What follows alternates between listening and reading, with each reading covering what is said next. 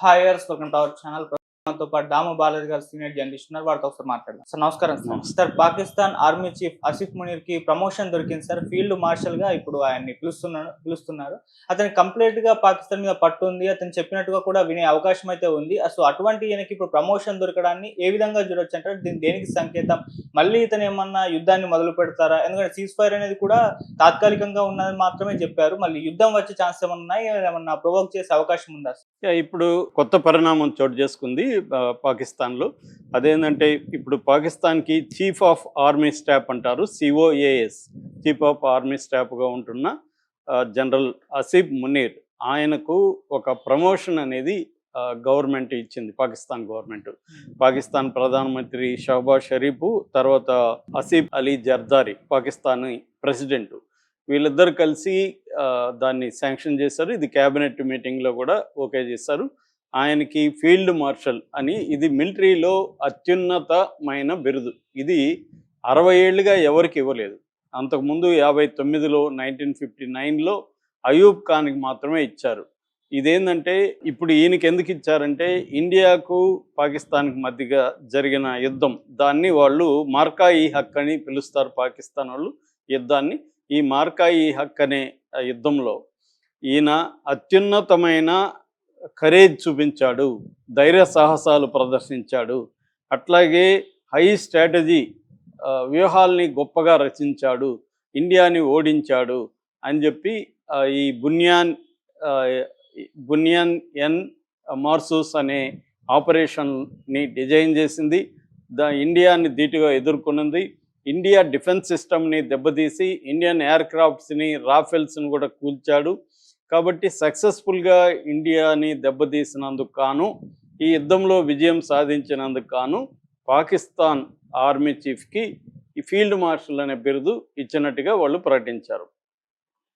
So మనం ఆయన biography కూడా చెప్పుకున్నాం. అతని ఫాదరు ప్రిన్సిపల్ అండ్ ఒక రిలీజియస్ స్పీకర్ కూడా, వీళ్ళ ఫాదర్ ప్రిన్స్. ఇతను కూడా కింది స్థాయి నుంచి అనేక ర్యాంకుల్ని సంపాదించుకుంటూ వచ్చాడు. ఇతను అంతకుముందు కూడా స్వార్డ్ ఆఫ్ ఆనర్ అనే మిలిటరీలో చాలా ఇంపార్టెంట్ అయిన ఒక టైటిల్ వచ్చింది. దాని తర్వాత నిషన్-ఇ-ఇమ్తియాజ్ అంటారు. నిషన్-ఇ-ఇమ్తియాజ్ అంటే పీస్ టైంలో మిలిటరీ సంబంధించి అత్యున్నత సేవలను అందించిన వాళ్ళకి ఇది ఇస్తారు. అది ఆల్రెడీ వచ్చింది. అట్లాగే ఈయన ఎవరు ఇంతకుముందు మిలిటరీ జనరల్స్ ఎవరు సాధించని కొన్ని ఇవి కూడా చేశాడు. అదేంటంటే, ఒకటి డైరెక్టర్ జనరల్ ఆఫ్ మిలిటరీ ఇంటెలిజెన్స్గా పనిచేశాడు. దాని తర్వాత director general of ISI, inter services intelligence, Pakistan spy agency, దానికి డైరెక్టర్ జనరల్గా ఉన్నాడు. అన్నిటికంటే ఏంటంటే, పాకిస్తాన్లో ముందు నుంచి కూడా పేరుకి అది డెమోక్రటిక్ కంట్రీనే, కానీ అది మిలిటరీ వాళ్ళ అధీనంలో, పరోక్షంగానో ప్రత్యక్షంగానో మిలిటరీ అధీనంలోనే ఉంటుంది. ఒక సామెత ఉంది, ప్రతి దేశానికి మిలిటరీ ఉంటుంది, పాకిస్తాన్కి మిలిటరీకి మాత్రం ఒక దేశమే ఉంటుందని. అంటే అన్ని దేశాల్లో మిలిటరీ ఉంటుంది, కానీ పాకిస్తాన్కి మిలిటరీకే ఒక దేశం ఉందన్నమాట. సో మిలిటరీ సొంతం అది పాకిస్తాన్.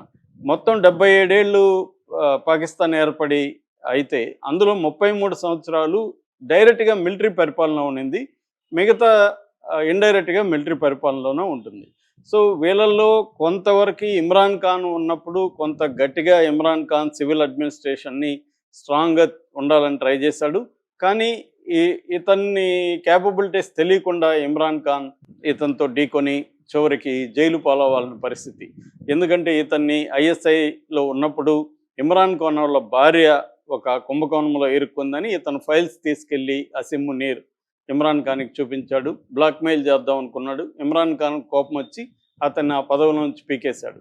దాంతో ఇతనికి కోపం వచ్చి ఇతను ఏం చేశాడంటే, మొత్తం ఒక కుట్రపూరితంగా ఇతన్ని జైల్లో పెట్టిచ్చేసి ఎలక్షన్లు డమ్మీ చేసేసి తనకు అనుకూలంగా ఉన్న షహబాజ్ షరీఫ్ని ప్రధానమంత్రి చేశాడు. తర్వాత ఈ ఆసిఫ్ అలీ జర్దార్ని ప్రెసిడెంట్ని చేశాడు. తర్వాత రాజ్యాంగాన్ని మార్చేశాడు తనకు అనుకూలంగా. అప్పటి వరకు 3 ఏళ్ల కాలం ఉండేది ఈ ఆర్మీ చీఫ్కి, దాన్ని 5 ఏళ్ళకి పెంచాడు. అదే కాకుండా 5 ఏళ్ల తర్వాత కూడా ఎక్స్టెండ్ చేసే అవకాశాన్ని కల్పించాడు. అట్లాగే సుప్రీంకోర్టులో కూడా జడ్జెస్ని కూడా తనకు అనుకూలమైన వాళ్ళని పెట్టాడు. ఇతనికి 14 ఏళ్ళు జైలు శిక్ష వేసేశాడు. ఆ పార్టీలో ఉండే పీటీఐ అంటారు, పాకిస్తానీ తెహ్రీక్ ఈ ఇన్సాఫ్ అనే పార్టీ ఆయనది, ఇమ్రాన్ ఖాన్ది. ఆ పార్టీ నాయకులను కూడా చాలామందిని అరెస్టులు చేసి జైలుకి పెట్టేశాడు. అట్లాగే మిలిటరీలో కూడా చాలామంది ఇమ్రాన్ ఖాన్ సపోర్టర్స్ ఉంటే వాళ్ళందరినీ అనగదొక్కేశాడు. ఒక రకంగా సుప్రీం లీడర్గా ఎదిగాడు. At the same time economic ఫ్రంట్లో కూడా పాకిస్తాన్కు ఉన్న ఆర్థిక సంక్షోభం నుంచి ఇతనే కొంతవరకు ఇంటర్నేషనల్ కమ్యూనిటీతో మాట్లాడి ఫండ్స్ తీసుకురావడం, ఐఎంఎఫ్ లాంటి వాళ్ళతో ఇతనే కొంత ఆర్థిక సంక్షోభం నుంచి కూడా బయటికి తీసుకురాగలిగాడు. అలాగా పాకిస్తాన్ మీద కంప్లీట్ కంట్రోల్ని ఇతనే పెట్టుకున్నాడు.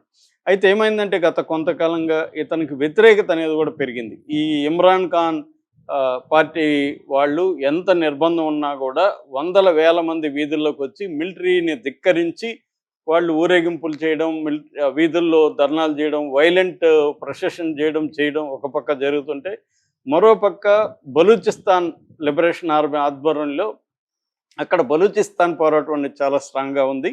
అట్లాగే టీటీపీ అంటారు. టీటీపీ అంటే తెహ్రీక్ ఈ తాలిబాన్ పాకిస్తాన్ అనే ఒక గ్రూపు ఖైబర్ పఖ్తూన్ఖ్వా అనే ఏరియాలో వాళ్ళు పెద్ద ఎత్తున అటాక్ చేస్తున్నారు. ఈ రెండు రకాల ఆర్గనైజేషన్స్ 2024లో దాదాపు 900 దాడులు, 900 అటాక్స్ పాకిస్తాన్ మీద చేశారు. దాదాపు మిలిటరీ వాళ్ళని ఒక 500 చంపితే ఇంకొక 500 మంది సివిలియన్స్ చనిపోయారు. సో ఒక పక్క ఇంటర్నల్ అలర్లు, ఒక పక్క ఇమ్రాన్ ఖాన్ అంచుల ఇది, ఇంకోవైపు పాకిస్తాన్లో ఉండే ఆర్థిక దివాలా, ఇవన్నీ కూడా ఈ అసీం మునీర్కి వ్యతిరేకంగా మారే పరిస్థితి క్రియేట్ అవుతుంది. దీని నుంచి బయటపడడానికి అసీం మునీర్ ఏం చేస్తాడంటే ఇండియాని కిలకడం అనేది అతను ప్లాన్ చేసుకున్నాడు. ఏప్రిల్ 16న ఎన్ఆర్ఐ పాకిస్తాన్ని సమావేశంలో అతను రెచ్చగొట్టే విధంగా మాట్లాడాడు. కాశ్మీర్ మందే, కాశ్మీర్ అనేది ఒక దాని ఏమంటారు జోగులర్ వెయిన్ అన్నాడు. జోగులర్ వెయిన్ అంటే ఒక జీవనాడు లాంటిది. సో ఇది మంది, ఎప్పటికైనా కాశ్మీర్ని మనమే స్వాధీనం చేసుకుంటామని ఒక పిలిపించాడు. అట్లాగే 2 నేషన్ థియరీ, హిందువులు ముస్లింలు అనేది క్లియర్గా వేరు అనే 2 నేషన్ థియరీ ఏప్రిల్ 16న ఆయన మాట్లాడితే, ఏప్రిల్ 22న పహల్గామ్లో అటాక్ జరిగింది. అందులో 4 గుర్తించారు అటాక్లో. అందులో 2 పాకిస్తాన్ వాళ్ళు, అలీ ఒకడు, తర్వాత మూసా, వీళ్ళిద్దరు. సో క్లియర్గా అసీం మునీరే ఇండియా మీద దాడి చేయించి ఇండియాతో వార్ క్రియేట్ చేసి మొత్తం పాకిస్తానీలో ఉండే తనకు వ్యతిరేకతనంతా కూడా తనకు అనుకూలంగా మార్చుకోవాలని ఒక స్ట్రాటజీ వేశాడనేది మనకు తెలుసు. ఆ తర్వాత రకరకాల పుకార్లు వచ్చాయి. మనం ఆపరేషన్ సింధూర్ కానీ ఆ తర్వాత వచ్చిన పరిణామాల్లో ఎక్కడా కూడా మనవాడు కనిపించట్లేదు. అప్పుడు అందరూ కూడా ఏమనుకున్నారు, ఇండియా మీడియా అంతా కూడా ఇతను అరెస్ట్ చేశారని, లేకపోతే ఇతను పారిపోయాడని, బంకర్లో దాక్కున్నాడని ఇలాంటివి వచ్చాయి. ఎక్కడ కూడా బయటికి కనబడలేదు.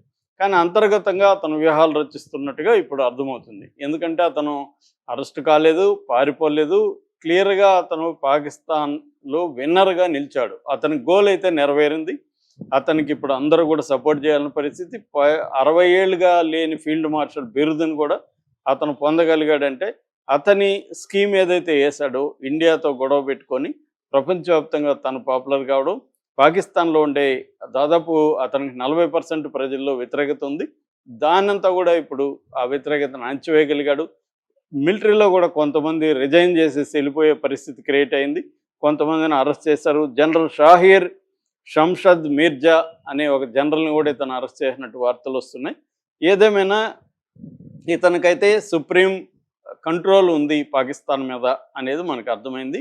ఈ నేపథ్యంలో మళ్ళీ వార్ క్రియేట్ అవుతుందా? ఎందుకంటే ఈ కాల్పుల విరమణ మే 10న ఏదైతే వచ్చిందో ఇది ఓన్లీ పాజ్ అనే మన వాళ్ళు కూడా చెప్తున్నారు.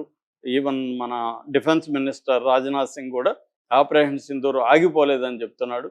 సో ఇప్పటి వరకు సివిలియన్స్ మధ్య చర్చలు ఏమి జరగలేదు. టెర్రర్కి టాక్స్ ఈ రెండు ఒకటిగా పోవని మోడీ క్లియర్గా చెప్పాడు. టెర్రర్ ఆగే వరకు టాక్స్ ఉండవని చెప్పాడు. సో ఈ నేపథ్యం అంతా చూస్తే ఈ మునీర్ మళ్ళీ కూడా తన పరిస్థితి కోసం అతను మళ్ళీ ఇండియా మీద వార్ని క్రియేట్ చేసే అవకాశం ఉంది. ఎందుకంటే చైనా కంప్లీట్ సపోర్ట్ చేస్తుంది. మన ఇండస్ వాటర్ ట్రీటీ వల్ల కూడా వాళ్ళకి నష్టం కలగకుండా చైనా అక్కడ ఉన్న డ్యామ్స్ని కూడా చైనా నిర్మించడం వేగవంతం చేస్తుంది. ఈ రకంగా మునీర్ చేతిలో పాకిస్తాన్ ఉండడం వల్ల మళ్ళీ వార్ వచ్చే అవకాశం ఉంది అనేది అనుకుంటున్నారు. దీనికి మోడీ ఏ రకమైన వ్యూహాలు రచిస్తున్నాడు అనేది very very important. Thank you so much.